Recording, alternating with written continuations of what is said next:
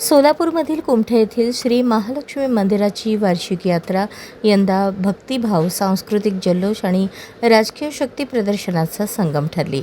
हजारो भाविकांच्या प्रचंड उपस्थितीत पार पडलेल्या या यात्रेत धार्मिक कार्यक्रमांसह राजकीय हालचालींनाही विशेष रंग चढलेला दिसून आला. यात्रेनिमित्त मंदिर परिसर भव्य रोषणाई व आकर्षक सजावटीने उजळून निघाला होता. पहाटेच देवीला दंडवत, काकड आरती, अभिषेक, महापूजेनंतर दिवसभर धार्मिक कार्यक्रमांची रेलचेल सुरू होती. यात्रेतील पारंपरिक काठ्यांची पूजा माने बंधू यांच्या उपस्थितीत मोठ्या दिमाखात पार पडली.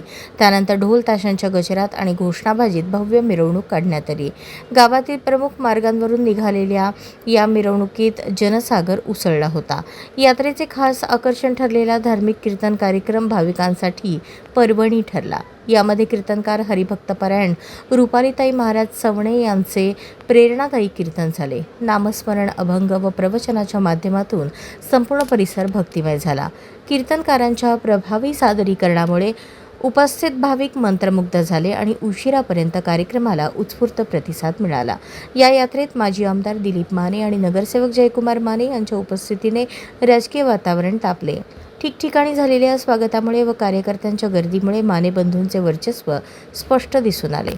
तसेच आयोजित करण्यात आलेल्या हिंदवी पाटील यांच्या लावणी कार्यक्रमाने यात्रेला सांस्कृतिक रंगत आणली, तर जत्रेतील दुकाने, झुले, खाद्यपदार्थांनी नागरिकांचे आकर्षण वाढवले. यात्रेच्या यशस्वी आयोजनासाठी प्रशासन, यात्रा समिती व स्थानिक कार्यकर्त्यांनी मोठी मेहनत घेतली. पोलीस प्रशासनाकडून कडक बंदोबस्त ठेवण्यात आला होता. भक्ती, संस्कृती आणि राजकीय शक्ती प्रदर्शन यांचा संगम साधणारी कुमठेची यंदाची महालक्ष्मी यात्रा तालुक्यात चर्चेचा विषय ठरली. अशाच नवनवीन अपडेटसाठी जनता राज्य न्यूज चॅनलला सबस्क्राईब करा, लाईक करा आणि शेअर करायला विसरू नका.